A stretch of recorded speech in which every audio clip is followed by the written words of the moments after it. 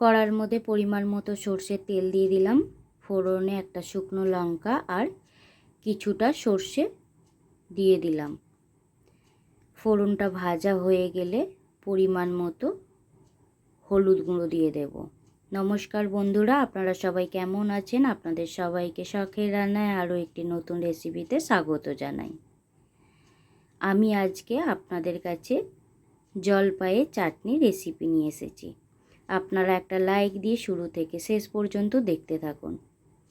এখানে আমি জলপাইটা সেদ্ধ করে নিয়েছিলাম, সেটাই দিয়ে দিলাম।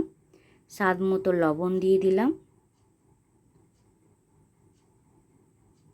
এরপর ফুটে গেছে ঝোলটা, আমি পরিমাণ মতো মিষ্টি দিয়ে দিলাম।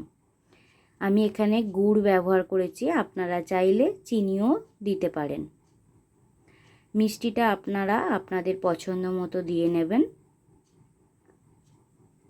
খুবই সহজ এবং খুবই সাধারণ একটা রেসিপি, আর খুব তাড়াতাড়ি হয়েও যায়।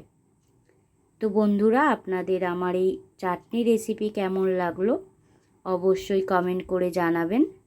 চাটনি হয়ে গেছে, অন্য একটি পাত্রে উঠিয়ে নেব।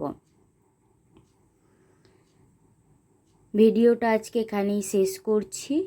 নতুন আরও একটা রেসিপি নিয়ে খুব তাড়াতাড়ি আপনাদের কাছে আসছি, আপনারা দেখতে থাকুন। আর যে সকল বন্ধুরা আমার রেসিপি দেখেন সকল বন্ধুদের অসংখ্য ধন্যবাদ জানাই।